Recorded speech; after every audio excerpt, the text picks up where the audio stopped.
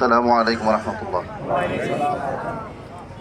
আমরা যে স্মারকলিপিটা দিচ্ছি, প্রাপক হচ্ছেন মাননীয় জেলা প্রশাসক লক্ষ্মীপুর জেলা, ওনার মাধ্যমে এটা আমরা সরকারের কাছে পাঠাচ্ছি। বিষয় টঙ্গীর ইজতেমা ময়দানে গভীর রাতে উগ্র সাউথপন্থীদের হামলার প্রতিবাদ, ন্যায় বিচার ও তাদের সকল কার্যক্রম নিষিদ্ধের দাবি। মাননীয়, আমরা নিম্ন স্বাক্ষরকারীগণ অত্যন্ত দুঃখের সাথে জানাচ্ছি যে গতকাল 18 ডিসেম্বর 2024 টঙ্গী ইজতেমার ময়দানে গভীর রাতে উগ্র সাউথপন্থী সন্ত্রাসীদের নেতা ওয়াসিফ গঙ্গের নির্দেশে সন্ত্রাসী হামলার শিকার হয়েছেন ওলামায়ে কেরাম ও সাধারণ তাবলীগের সাথীগণ। উক্ত হামলায় 4 জন নিহত ও অসংখ্য সাথী আহত হয়।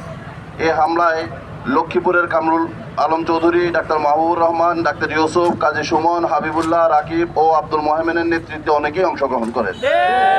এ অনাকাঙ্ক্ষিত ঘটনায় ধর্মীয় সম্প্রীতি, শান্তি ও বিশ্ব ইজতেমার ঐতিহ্য ক্ষতিগ্রস্ত হয়েছে, যা কোনোভাবেই মেনে নেওয়া যায় না। ইজতেমা ময়দান একটি পবিত্র স্থান, যেখানে মানুষ আল্লাহর সন্তুষ্টি লাভের উদ্দেশ্যে একত্রিত হয়ে ইসলামের কথা শুনে, কিন্তু সাউথপন্থীদের এই হামলা সেই পরিবেশকে কলুষিত করেছে।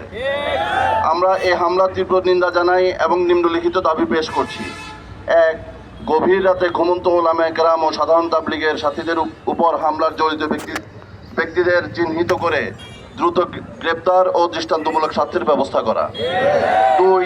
লক্ষ্মীপুর সহ সারা দেশে উগ্র সাউথপন্থীদের সকল কার্যক্রম নিষিদ্ধের মাধ্যমে ভবিষ্যতে এ ধরনের ঘটনা এড়ানো নিশ্চিত করা। আমরা আশা করি আপনার প্রশাসন এই গুরুতর বিষয়ে দ্রুত কার্যকর ব্যবস্থা গ্রহণ করবে। আপনার সদয় বিবেচনা ও কার্যকর পদক্ষেপের অপেক্ষায় রইলাম। এটা ইনশাআল্লাহ আমাদের 6 জন গিয়ে এটা এখন এই মজমা শেষে ইনশাআল্লাহ ডিসি সাহেবের কাছে এটা জমা দেওয়া হবে।